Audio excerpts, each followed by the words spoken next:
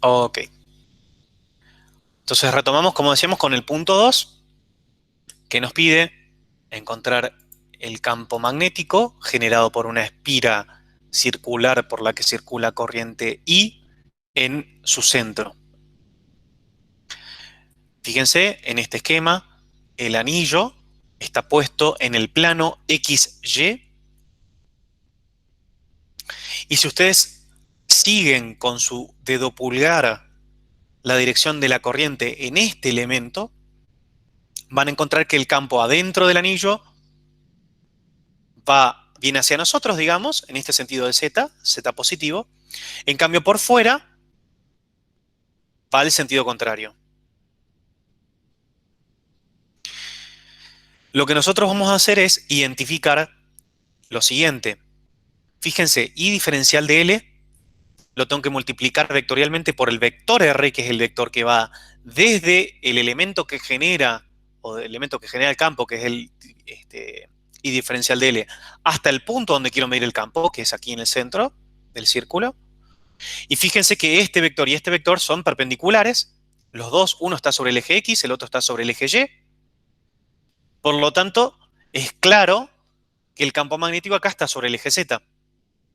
Y este está, en particular, está en menos X y este está en menos Y. Entonces lo que debería hacer es como un menos I versor por un menos J versor, que es lo mismo que hacer I por J versor, y que da K versor. Entonces da en sentido positivo. Pero si tomo otro elemento cualquiera, este de acá, este de acá, este de acá, etcétera, voy a ver que siempre el campo en el centro, generado por cualquier elemento de corriente, va a estar en la misma dirección. Entonces, lo que voy a hacer es ver a este problema como de perfil. Fíjense, entonces miro eje X, eje Y, hago una circulación de corriente en sentido antihorario. Fíjense que el semieje positivo de Z viene hacia nosotros, ¿sí? Porque I por J versor da K versor que viene hacia nosotros. Entonces, visto desde el semieje positivo de Z, vemos que la corriente está circulando en sentido antihorario. Quiero calcular el campo en el punto P que está en el centro. Como les había prometido, vamos a utilizar esta otra notación. Vamos a utilizar para el campo magnético, que son totalmente equivalentes, ¿no? Pero aquí tenemos la corriente I circulando por el diferencial de L, vamos a llamarlo L', que es el elemento que genera este campo en este punto R, donde R es el punto donde yo voy a medir, o es la posición, el vector posición del punto donde quiero medir el campo magnético, y R' es la posición de este diferencial de L. ¿Sí? Si esto lo comprendieron bien cuando vimos ley de Coulomb, es totalmente equivalente. Entonces, tomemos un elemento, tomemos un arco de circunferencia muy pequeño, donde este diferencial de arco, puedo llamarlo diferencial de tita, aquí este pequeño arco, alrededor de tita, voy a llamar, como estoy hablando de la corriente que circula y a todas esas variables las llamo o las simbolizo con variables primadas, va a ser tita prima después. Pero este va a ser I diferencial de L. R' va a ser un vector que va desde el origen de coordenadas, que ojo que yo en este caso, por conveniencia, al origen de coordenadas lo pongo en el centro del círculo. Entonces R' es la posición del elemento que genera el campo. R es el vector posición del punto donde mido el campo. Entonces fíjense, R es la posición donde mido el campo. ¿Cuánto vale R? Yo quiero saber el campo en el origen. R vale 0. R', que es quien genera el campo, va a ser este elemento, después otro elemento acá, después otro elemento acá, etc. Por lo tanto, va a ser un vector que lo voy a poder escribir como R por R' versor. R, porque cualquier vector, R', como este, va a ser el módulo de este vector, que es R, el radio de la circunferencia, por un R'. Acuérdense que este fijo, porque estoy hablando de una circunferencia, pero este versor cambia. Para cada elemento tengo un R' distinto. Ahora, ¿cuánto vale R menos R', que es lo que yo tengo acá? R menos R' vale 0 menos esto. Por lo tanto, tengo este valor que está acá. Por lo tanto, fíjense, R menos R', que es este vector que está acá, es un vector que vale menos R por R'.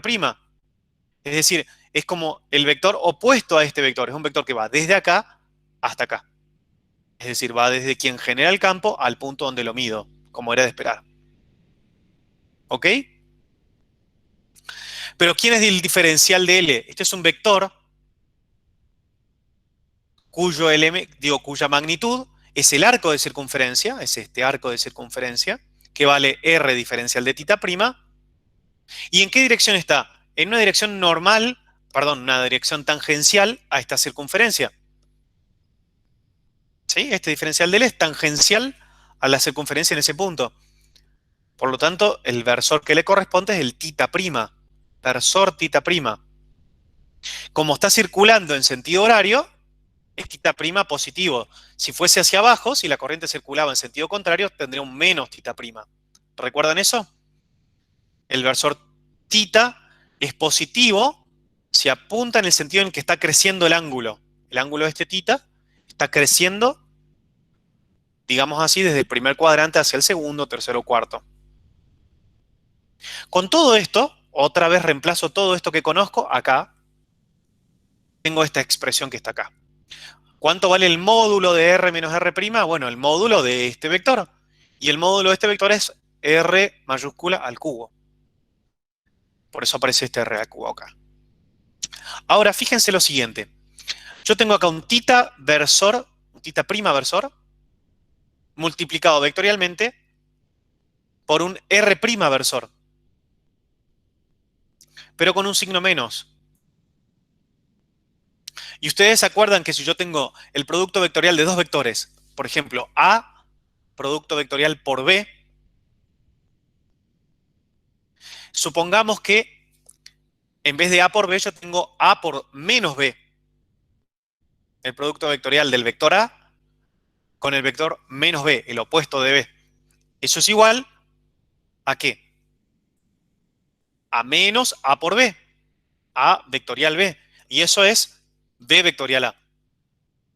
¿Recuerdan de álgebra? Que A vectorial menos A vectorial B es igual a B vectorial A.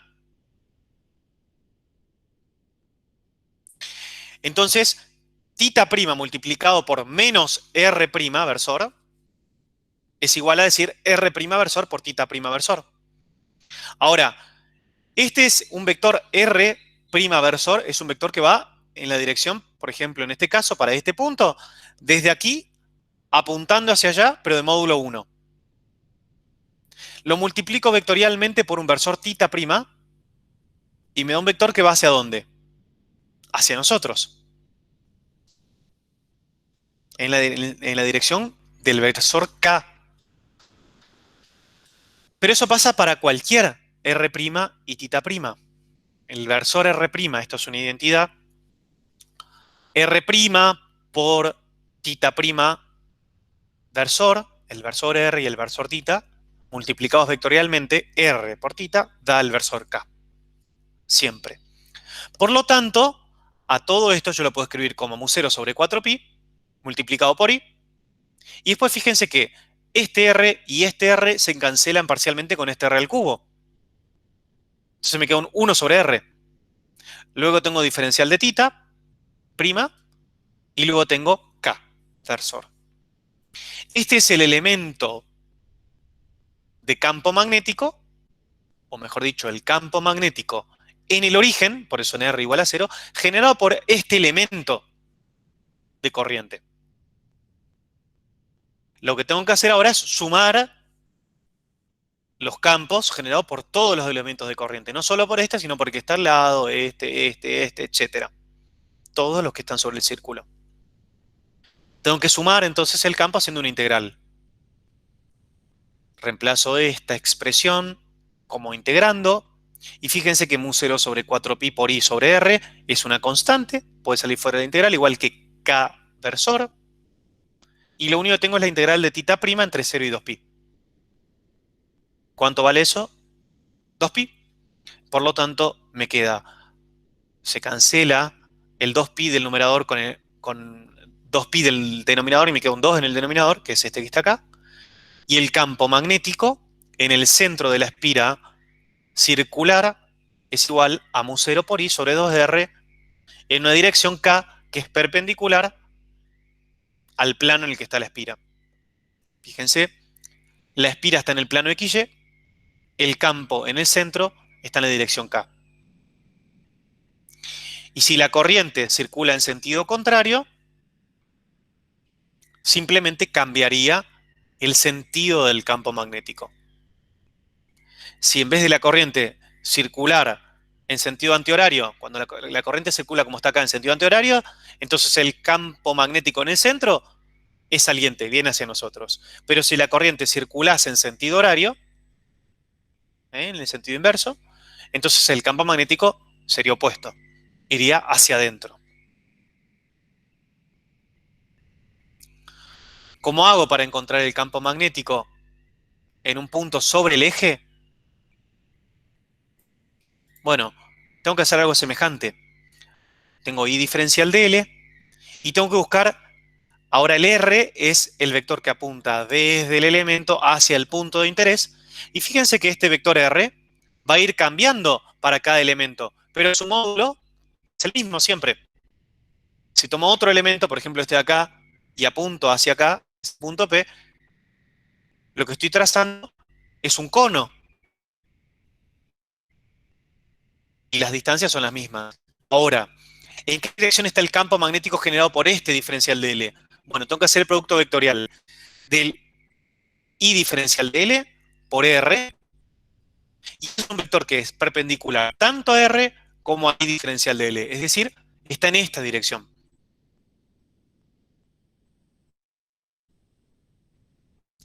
Y yo a este vector lo puedo descomponer en un vector paralelo al eje Z, es decir, al eje del anillo, y otro perpendicular al eje del anillo. ¿Por qué hago esto? Porque cuando tenga otro elemento, por ejemplo acá, lo que voy a ver es un vector que está en otra dirección, que también tiene una componente en Z y una componente perpendicular a Z. Pero todos los elementos en estas direcciones se van a cancelar, como algo semejante hacíamos para el campo eléctrico. Y lo que voy a hacer es sumar las componentes Z de este vector. Entonces lo que tengo que hacer es encontrar la componente Z de este elemento, o la componente Z del vector campo generado por este elemento de corriente. ¿Cómo hago eso? Bueno, calculo cuánto vale primero el módulo del vector campo. En este caso, si este es θ, tengo que identificarlo, θ. Hago ese módulo multiplicado por ejemplo, acá el seno de θ, y me queda esta componente. Ese va a ser el diferencial de BZ. Y tengo que sumar todos los diferenciales de BZ, y con eso tengo el campo en el eje. Fíjense que acá se ve exactamente lo mismo. Como este R, este vector R va desde quien genera el campo, que es este elemento de corriente, hasta el punto donde mido. Y miren cómo el campo magnético generado por este elemento de corriente es perpendicular a esa dirección, a la dirección de R, y tiene componentes en el eje del anillo y en una dirección perpendicular al eje.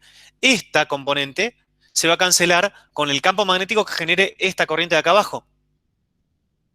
La corriente que circule por acá abajo va a generar un campo que va a ir hacia abajo, va a ser como este, si quieren, con la misma componente en X o en el sentido del eje, pero hacia abajo. Entonces, esta parte, esta componente se va a cancelar con la de abajo y solo van a quedar campos en la dirección del eje. Esto, fíjense que nosotros habíamos visto recién, tenemos un anillo por el que circula corriente. En el centro, fíjense que en este caso la corriente circula así. Entonces el campo magnético en el centro está en la dirección del eje, del anillo, y también sobre cualquier punto del eje está en esa dirección. Luego, obviamente que el procedimiento es mucho más complicado, pero puedo utilizar la ley de Betti-Savart para calcular el campo magnético en cualquier punto del espacio y obtendría líneas de campo como esta. Fíjense, estas son limaduras de hierro en una región por donde circula, en una espira circular, corriente eléctrica, y fíjense cómo se acomodan mostrando cómo son las líneas de campo magnético. El campo magnético en cualquier punto es tangente, es un vector tangente estas líneas en el punto donde yo estoy interesado en conocer el campo. Ahora sí, Lautaro, te escucho. No, quería preguntar en la imagen anterior, ¿cómo sabía que esos dos ángulos θ son semejantes? ¿A qué ángulo te referís? ¿A este de acá con este de acá? Sí, Propiedades de ángulo, Lautaro. Fíjate que tengo, este ángulo está comprendido, si se quiere, por dos rectas, ¿no? Es el ángulo subtendido por la recta esta y esta que está acá. ¿Ok? ¿Se ve en el gráfico?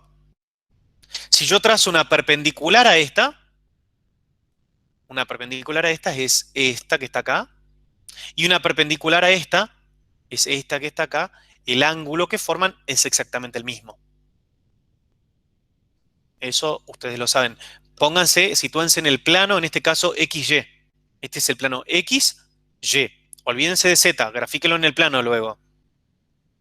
Una vez que terminemos la clase, hagan este gráfico y fíjense que tengo el eje vertical y el eje este, esta dirección, que es la dirección del vector R. Trazo una perpendicular a R y me da esta dirección. Y trazo una perpendicular al eje Y, que es el eje X, y forman ese ángulo θ. Esto también lo veíamos cuando veíamos ángulo allá en la escuela, seguro se olvidaron, pero se veían propiedades de los ángulos, ¿no? Opuestos por el vértice, ¿se acuerdan todas esas clasificaciones de ángulos? Bueno, cuando tengo, uno después se olvida los nombres, pero tiene un ángulo formado obviamente por dos rectas. Yo trazo la perpendicular a esta y la perpendicular a esta, donde se cruzan esas dos perpendiculares, forman el mismo ángulo. Entonces sí es importante que después lo vayan practicando para recordarlo. Ahora, fíjense la semejanza entre el campo magnético generado por un anillo por el que circula corriente y un dipolo eléctrico. Estas son las líneas de campo eléctrico de un dipolo eléctrico. Un dipolo eléctrico es un sistema constituido por dos cargas iguales y opuestas separadas a una cierta distancia. Y este es el campo magnético generado por una espira por la que circula corriente. Hay semejanzas y hay diferencias, ¿no? Fíjense las líneas de campo por acá, toda esta región son iguales, pero adentro son distintas. Fíjense por un lado, las líneas de campo salen de la carga positiva, no hay ninguna línea de campo que entre hacia la carga positiva, esto lo sabemos. La carga positiva es una fuente de campo eléctrico y la carga negativa es un sumidero de campo eléctrico. Todas las líneas de campo llegan acá. En cambio, si se fijan acá, no hay ningún punto de donde salgan líneas de campo magnético y ninguno donde entren. Todas las líneas son cerradas también en el interior. A diferencia de lo que sucede acá, que van, fíjense que acá arriba, por ejemplo, podríamos decir que las líneas van de derecha a izquierda. Acá también. Pero acá adentro, las líneas van de derecha a izquierda, mientras que acá van de izquierda a derecha. Todas las líneas de campo magnético son cerradas.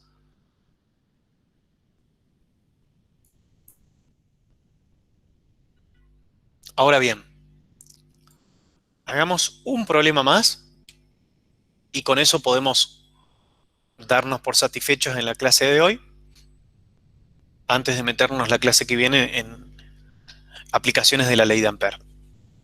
Veamos el problema 4. Dos hilos rectos muy largos, que se los puede considerar de longitud infinita, poseen direcciones paralelas y están separados a una distancia d. Cada uno porta una corriente I.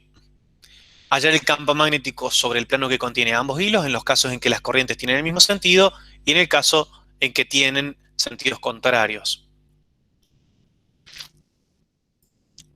Entonces, Permítanme un ratito. Vamos acá. Tenemos dos hilos paralelos infinitos por los que circulan corrientes iguales que pueden ser en sentidos iguales o en sentidos opuestos, ¿no? Esta sería como la representación del problema que queremos resolver. Antes de ir al ejercicio en sí, quiero que pensemos esto. Pensemos en este hilo por el que circula una corriente I hacia arriba, I1,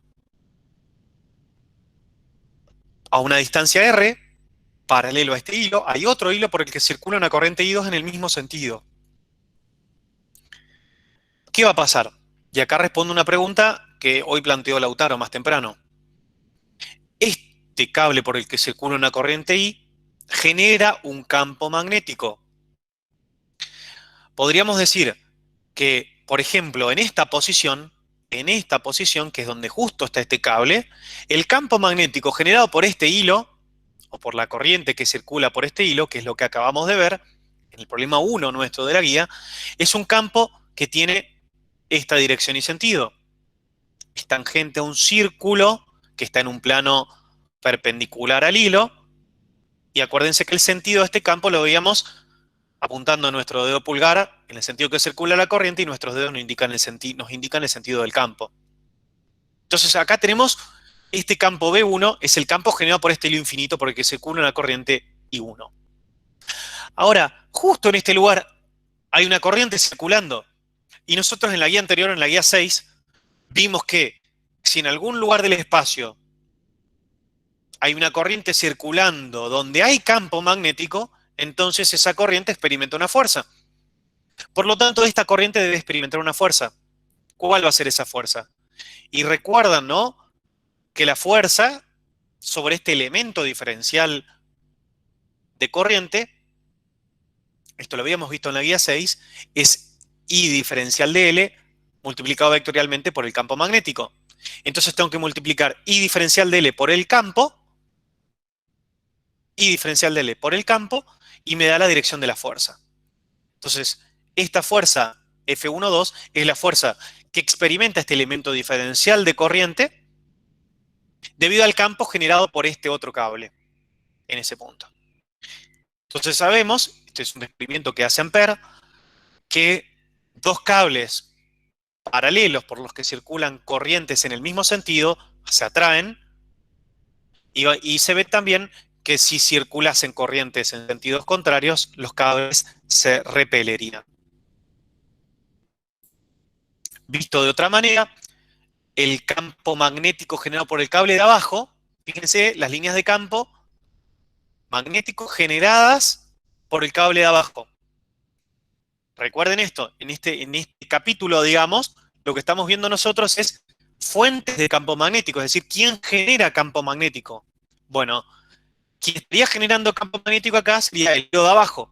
Genera campos magnéticos cuyas líneas de campo son las que vemos en celeste. Arriba hay otro hilo por el que circula una corriente, otra corriente, I'. Pero esta corriente está en una región donde hay un campo magnético que fue generado por el cable de abajo. Entonces fíjense que el campo magnético, por ejemplo, en este punto, viene hacia acá.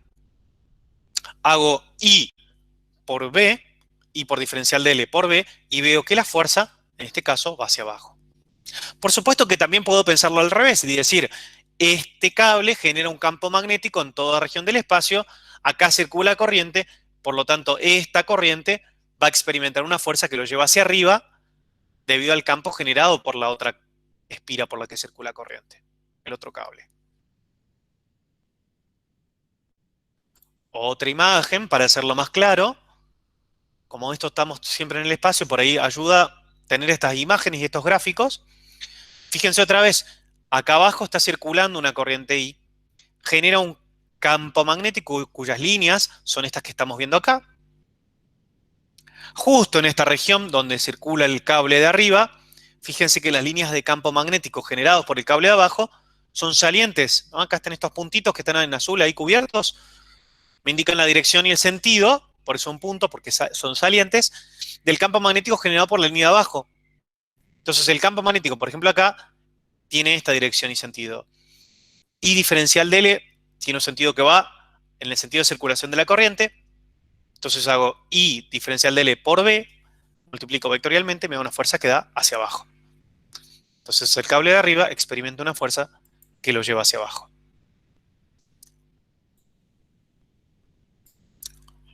Dicho esto, podemos ir a nuestro problema particular, que era el problema 4. En nuestro caso, no nos están pidiendo calcular las fuerzas, sino aplicar principio de superposición, porque se nos está pidiendo el campo magnético en todo el espacio, o en particular, en el plano en el que están las dos líneas. Entonces, fíjense que yo pongo con colores una línea infinita por la que circula una corriente I de izquierda a derecha, y abajo pongo otra línea de color rojo, pero por la que circula en el mismo sentido y en la misma dirección también la misma corriente I. Tras un sistema de coordenadas, fíjense, el eje X coincide con uno de los cables y a una distancia D paralelo al eje X pongo el otro cable. Este es el eje Y y el eje Z viene hacia nosotros. Vamos a olvidarnos del cable que está arriba, solo tomo el cable rojo y quiero conocer cuánto vale el campo magnético generado por este cable arriba. ¿Y cuánto vale abajo? Solo me interesa en el plano de la pantalla, que es el plano en el que están los dos hilos. Bueno, el campo por arriba es un campo saliente. Fíjense que apunto con mi dedo pulgar en el sentido de la corriente. Mis dedos me indican el sentido del campo. Arriba viene hacia nosotros, abajo entra en la pantalla. Por eso pongo con rojo, fíjense, todas son líneas de campo magnético salientes, en rojo acá, y las de abajo son todas entrantes. Ahora, ¿cuánto vale el campo magnético a una cierta distancia? Por ejemplo, no sé, digamos una distancia A, perpendicular al hilo, desde el hilo hasta este punto. ¿Cuánto valía el campo? Bueno, me voy al problema 1, que era lo que había resuelto. Y había encontrado que el campo magnético vale, en módulo, mu0 por I sobre 2πs. Es decir, que si vengo acá, perdón, acá vale mu0 por I sobre 2pi por la distancia. Y lo mismo de este lado. ¿Ok? El campo magnético decrece a medida que aumenta la distancia al cable. Ahora, si me olvido del cable rojo y me voy al cable azul, hago lo mismo. El campo por encima del cable viene hacia nosotros y el campo por debajo del cable, fíjense que es todo entrante. Ahora, por arriba de los dos cables tengo que sumar campos salientes. Por debajo de los dos cables tengo que sumar campos entrantes. O sea, en el fondo sumo los módulos. Y acá también sumo los módulos. Y uno digo que es saliente, el otro es entrante. Acá no puedo sumar los módulos, tengo que restarlos. Pero tengo que ver cuál es más intenso que cuál para saber si el neto es entrante o saliente. Pero, ¿qué es de esperar acá en el medio? Si las corrientes son iguales, ¿qué esperaría yo? Que los campos magnéticos también sean iguales y opuestos. No. ¿Qué sería que sean iguales estos donde falta precisión? Claro. Que se anulen entre sí, bien en D sobre 2 sería. Exacto. No. En una red D sobre 2, los dos campos se cancelan porque ahí sí son iguales y opuestos. Solo en esa recta que dice Gastón.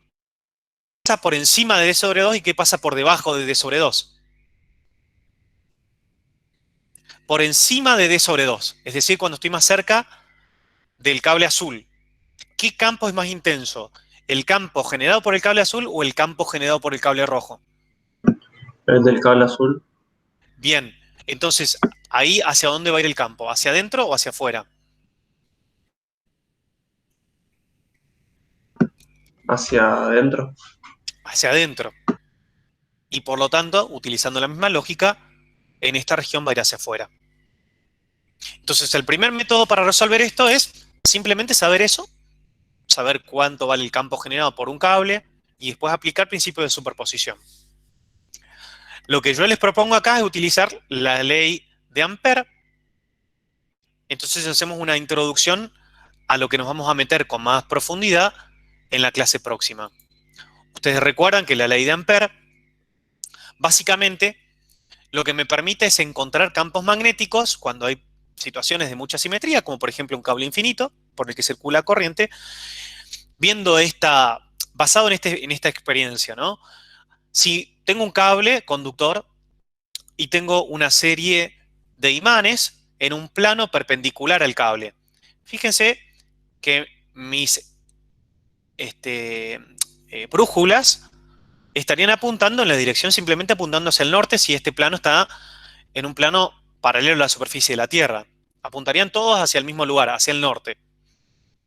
Pero si yo enciendo una corriente y esto está suficientemente cerca, el campo es mucho más intenso que el campo de la Tierra, podríamos despreciar de algún modo el campo de la Tierra, y lo que vemos es que se generan este tipo de líneas. Porque ya sabemos, esto era de esperar. ¿Qué pasa? Hay una corriente circulando, por lo tanto se genera un campo magnético, y mi brújula va a apuntar en la dirección donde esté el campo magnético. Por lo tanto, las brújulas apuntarían así como se indica en este esquema.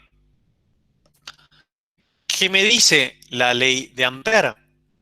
Que la integral sobre una espira cerrada de B diferencial de L es igual a mu0 por la corriente encerrada.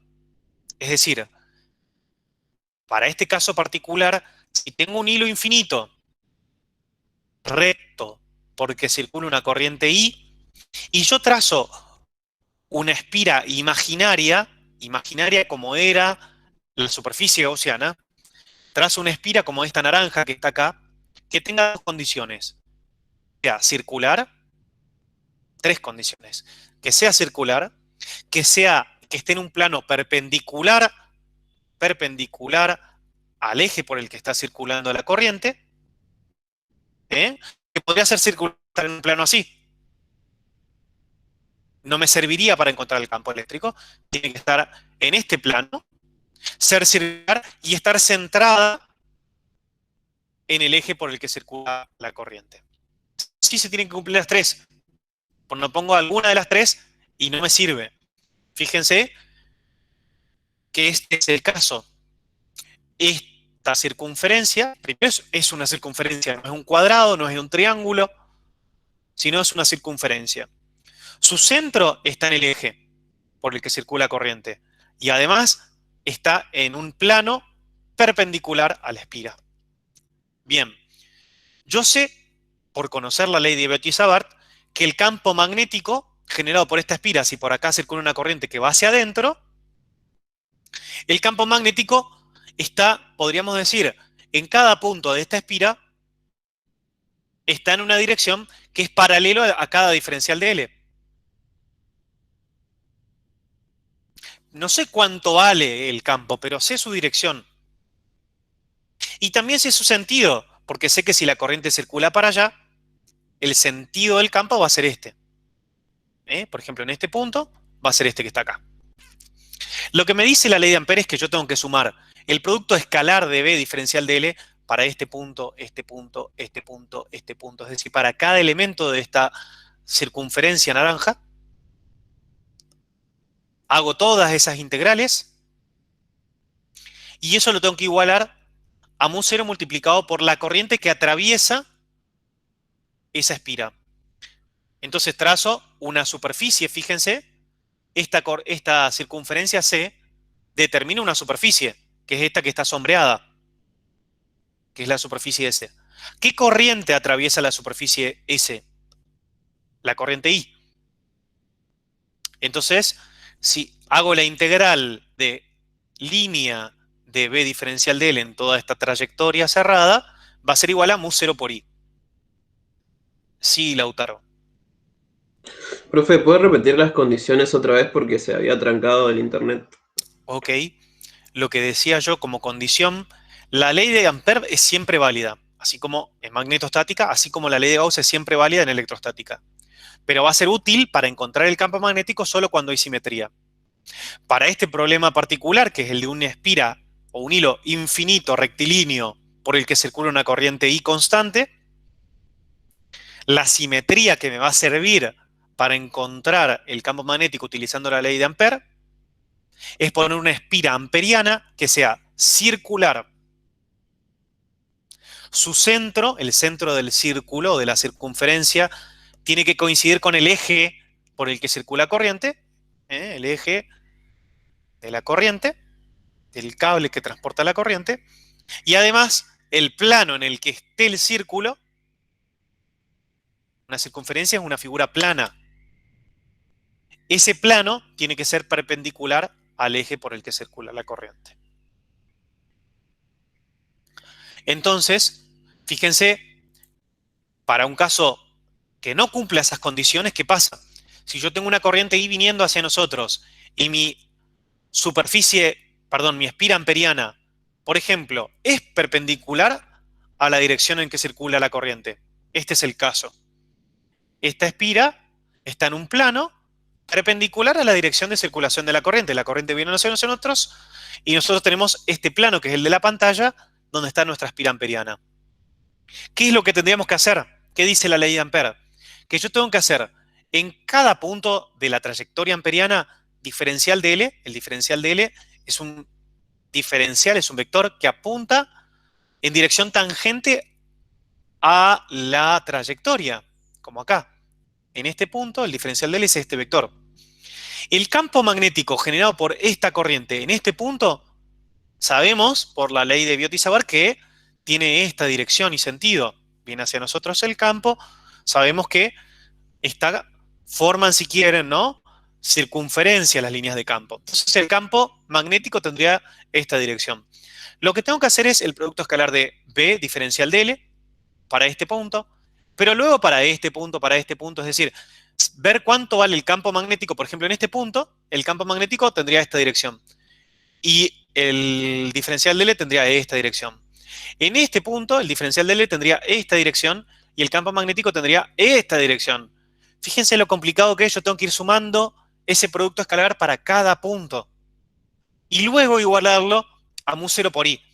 Mu0 por I es fácil, porque ¿cuánto vale la corriente encerrada por esta espira? I.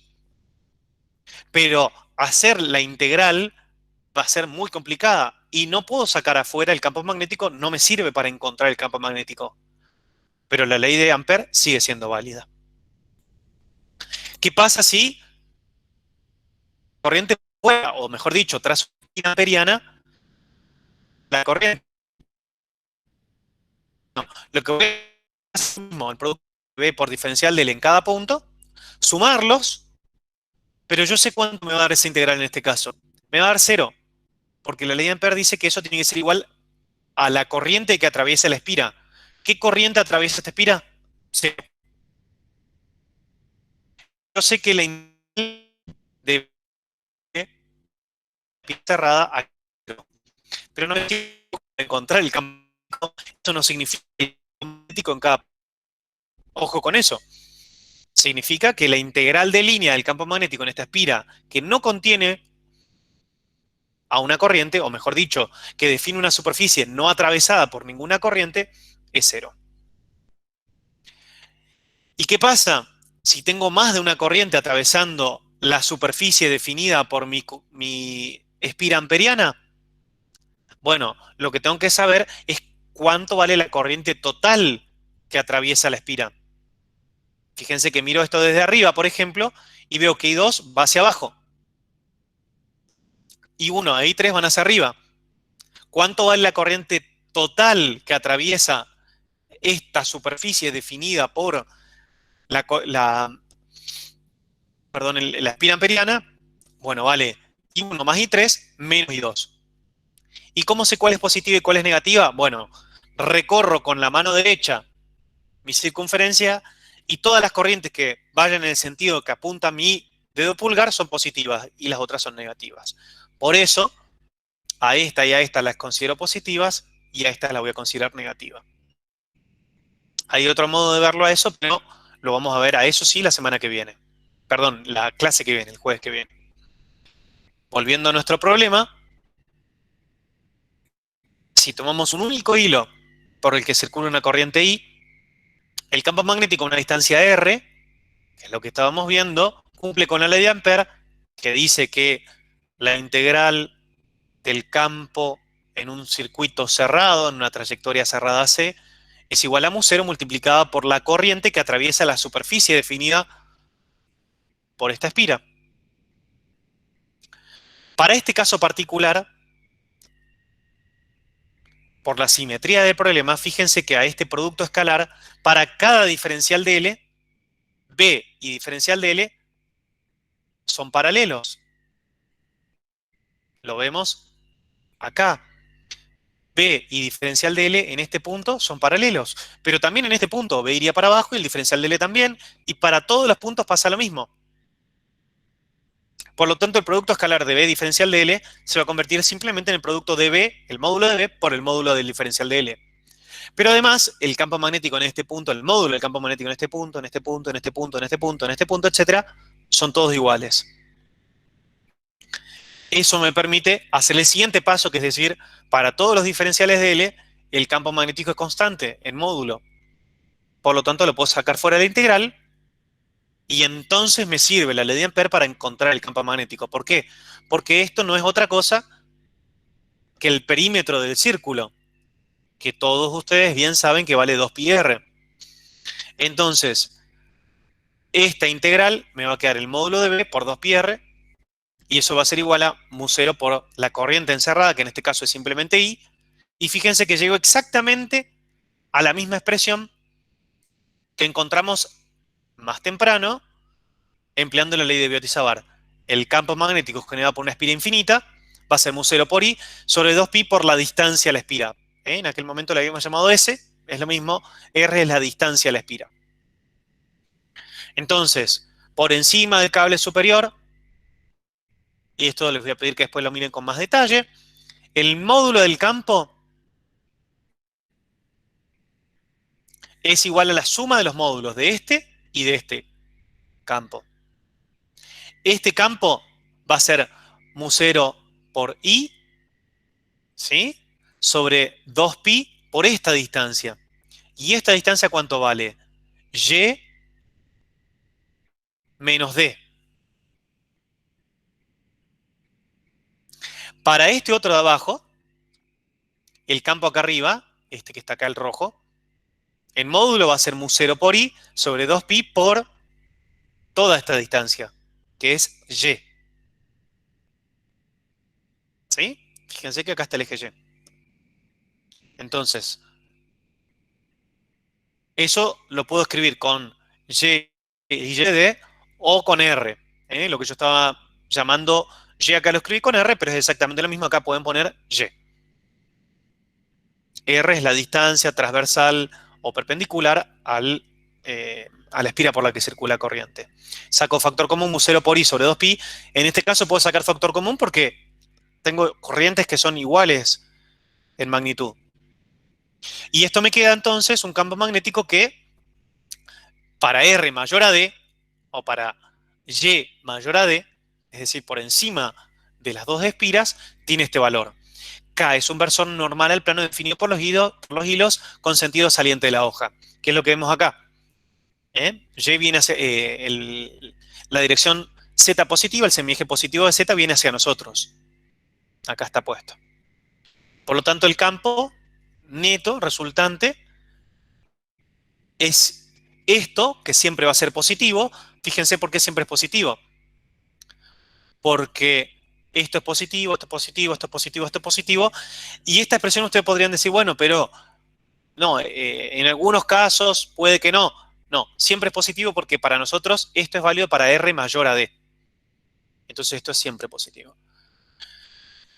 Luego, abajo, en la región inferior, hacen lo mismo. Si quieren, sacan los módulos, pero en vez de R menos D van a tener R más D para el de arriba y para el de abajo van a tener R. Entonces encuentran esta expresión. Y luego, para el del medio, sacan el módulo y fíjense que van a encontrar una expresión como esta, obviamente que pueden sacar factor común K, versor, y lo que tienen que encontrar es que para R igual a D sobre 2, ¿cuánto tiene que valer esto? 0. 0.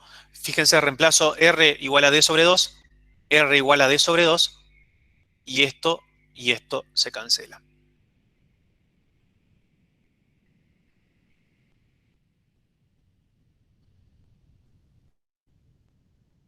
Bien, con eso estaríamos por hoy. Entonces, vimos ley de Biot-Savart, vimos aplicación de la ley de Biot-Savart, vimos el resumen inicial, que si quieren después se los paso, esa hojita con el resumen de la comparación de electrostática con magnetostática, que es central. Entonces, así como en la ley de Coulomb utilizábamos las integrales del campo generado por cada elemento de carga para encontrar el campo total en un punto, acá deberíamos usar integrales de elementos de corrientes o elementos de, en los casos más generales, de densidades de corrientes para encontrar el campo magnético en algún punto en el espacio. Cuando hay mucha simetría en algún problema, en electrostática utilizamos la ley de Gauss para encontrar el campo eléctrico, pero en electrostática la ley de Gauss es siempre válida, solo que nos sirve para encontrar el campo eléctrico solo cuando hay simetría. Y en el campo, en el ámbito de la magnetostática, la ley de Ampère es siempre válida. Ojo, siempre que hablemos de corrientes estacionarias, siempre que estemos en magnetostática, la ley de Ampère es siempre válida, pero nos sirve para encontrar el campo magnético solo cuando hay simetría. Problemas, por ejemplo, un hilo infinito de corriente, un hilo rectilíneo infinito porque circula una corriente, pero también vamos a ver la clase que viene un solenoide infinito o un toroide infinito, donde también podemos aplicar la ley de Ampère para encontrar el campo magnético de manera muy sencilla.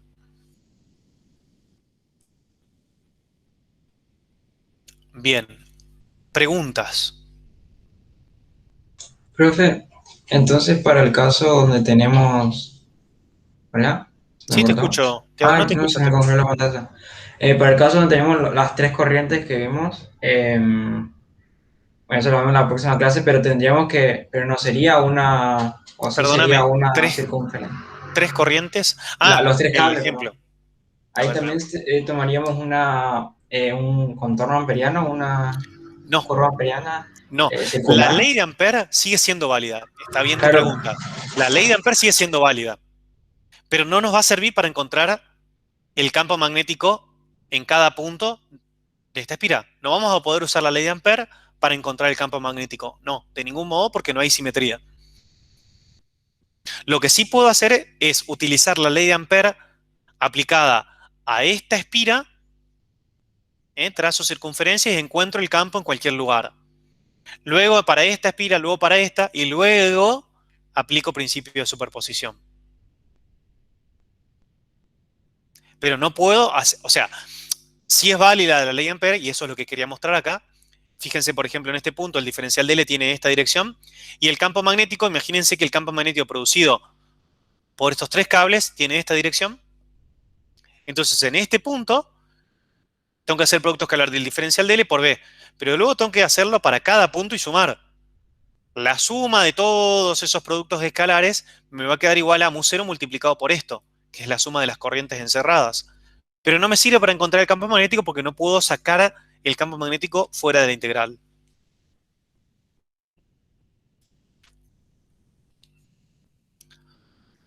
Para lo que también nos va a servir la ley de Ampère es para resolver problemas como este. Ahí sí nos va a servir. Ahora, una corriente que no circula en un cable unidireccional o que sea un hilo infinito, infinitamente delgado, sino que tiene un volumen y transporta una corriente, entonces acá hay una densidad de corriente J que está circulando dentro del cilindro. Y vamos a poder aplicar la ley de Gauss para encontrar el campo magnético dentro del cable y fuera del cable. Esto ustedes lo hicieron también en las clases de teoría. Y vamos a resolver problemas, así como en electrostática podíamos tener un par de esferas, acá podemos tener un cable y por fuera un cascarón coaxil. Entonces eso es lo que se llama un cable coaxil. Tenemos un cable y por fuera otro cable, un cascarón de un cable, digamos así. Y queremos saber el campo magnético adentro del primer cable, entre los dos cables, adentro del cascarón y por fuera. Para eso vamos a utilizar la ley de Ampère. Y para adelantarles la próxima temporada, vamos a ver solenoides, no, no es la próxima temporada, es el próximo capítulo, solenoides. Vamos a ver este tipo de sistemas y vamos a ver qué pasa en el caso del solenoide ideal y también vamos a aplicar la ley de Ampère a este tipo de casos. Pero me parece que hasta acá es suficiente.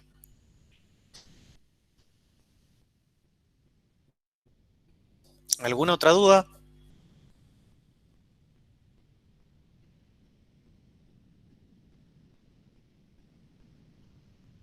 Profe, hoy usted cuando habló de corriente estacionaria, ¿se refiere a corriente constante? No es solo corriente constante, por eso es importante la definición, y lo voy a señalar las veces que haga falta, son constantes en el tiempo, pero además no tienen que acumularse en ningún lugar del espacio. No tiene que haber ninguna acumulación. Van a ver después ustedes, cuando lleguen al electromagnetismo, que sigue una ley, un principio, así como está el principio de conservación de carga, que se llama principio de continuidad, y que tiene que ver justamente con esto. No tiene que haber lugar del espacio, podríamos decir así, ningún punto del espacio donde haya como un sumidero de carga, donde se esté concentrando carga, acumulando carga, ni ningún lugar del espacio del que esté brotando carga. O sea, ningún lugar que se esté, por decirlo de un modo, cargando, ni ningún lugar que se esté descargando. Dicho de otro modo, si tomamos algún punto del espacio, toda la corriente que entra a ese punto tiene que salir. Y eso para cada punto del espacio. Toda la corriente que entra a ese punto sale. No se va acumulando, pero tampoco de ningún punto se va liberando corriente. Pero pensando en eso, ahora se me ocurre que yo podría calcular si el campo magnético, aunque bueno, la corriente variaría, en un cable de un circuito con un capacitor. Si yo no considero el capacitor, ahí yo tengo que, en el cable entra corriente por un lado y sale por el otro, o sea, aunque sí, ahí varía en el tiempo. Pero espérame, una cosa es con el capacitor, otra cosa es sin capacitor. Si vos me decís con capacitor, por más que vos me digas, imagínate que acá está el capacitor y yo tengo el cable que es muy, muy largo y yo me pongo muy lejos del capacitor, realmente muy lejos. Y aún así, esa corriente que está viniendo para cargar el capacitor o esta placa del capacitor, se va a ir acumulando acá. Hay otros ejemplos también. Como acá hay una acumulación, en algún lugar del espacio hay una acumulación de carga, ya esta corriente no es estacionaria. Y la ley de Ampère, si bien uno podría decir, a ver, yo acá puedo trazar una superficie circular, o mejor dicho, una circunferencia circular, perpendicular a la dirección de circulación de corriente y centrada en este punto, donde el campo magnético en cada punto aquí va a ser paralelo en dirección al diferencial de L y además va a tener el mismo valor en módulo, pero no es válida la ley de Ampère porque esa corriente no es estacionaria. Para resolver ese tipo de problemas, llega Maxwell a fines del siglo XIX y hace una corrección que la van a ver ustedes en esta misma materia, que justamente lo que nos permite es salvar este tipo de problemas. Entonces, el campo magnético también va a ser producido no solo por esas corrientes estacionarias, las corrientes estacionarias producen campos magnetostáticos, pero también las variaciones de campos eléctricos, esto sí que es bien de spoiler porque estoy adelantándole como 3 capítulos, la variación de campos eléctricos también produce campo magnético, pero ya no es magnetostático. Entonces, electrostática, campos eléctricos que no cambian con el tiempo. Magnetostática, campos magnéticos que no cambian con el tiempo. Por ahí, decir estacionario parece decir algo que no se mueve. Y obviamente que no es cierto, porque la corriente son cargas en movimiento. pero cargas en movimiento con determinada condición. La corriente es continua y no hay acumulación, entonces, de carga en ningún lado, ni liberación, podríamos decir, en ningún punto del espacio. Sí o sí se tiene que dar esa condición, por eso sí o sí es importante que en electrostática las densidades de carga no cambien con el tiempo, las densidades de carga no cambien con el tiempo, el ρ famoso, y en magnetostática que la corriente o las densidades de corriente, para ser más precisos, en el caso más general, J, vector, sea constante y además no hayan acumulaciones. Eso, hay una expresión matemática que, por supuesto, sale de todo esto que le estoy comentando, que es la divergencia de J, la divergencia de ese vector densidad de corriente, es igual a menos el cambio temporal de la densidad de carga. Es decir, la divergencia de J es igual a menos la derivada temporal de ρ, que ρ es la densidad de carga. Bueno, en magnetostática esa variación temporal de ρ es cero. Es decir, en ningún punto del espacio está aumentando ni disminuyendo la carga. Entonces, dicho de otro modo, la divergencia de J en todo punto del espacio es cero. Eso significa, acuérdense que la divergencia está asociada a flujos. Eso significa que toda la corriente que entra sale, pero en todo punto del espacio. Si tengo un vector J, una densidad de corriente, que está entrando en algún punto, también está saliendo la misma densidad de corriente. Para el mismo lugar o para otro lugar o para donde sea, pero todo lo que entra a ese punto sale de densidad de corriente.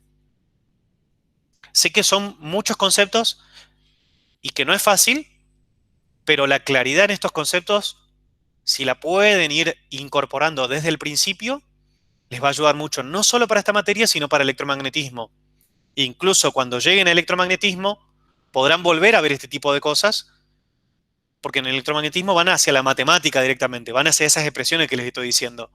Y el riesgo es perder de vista lo que significa la riqueza física o fenomenológica que hay por detrás. Y esas ecuaciones están expresando algo. Entonces, si ustedes hoy logran comprenderlo medianamente bien, a medida que van madurando en el conocimiento, cuando vayan al electromagnetismo pueden volver sobre esto y captarlo un poquito más, o un poquito mejor. Corto por acá la grabación.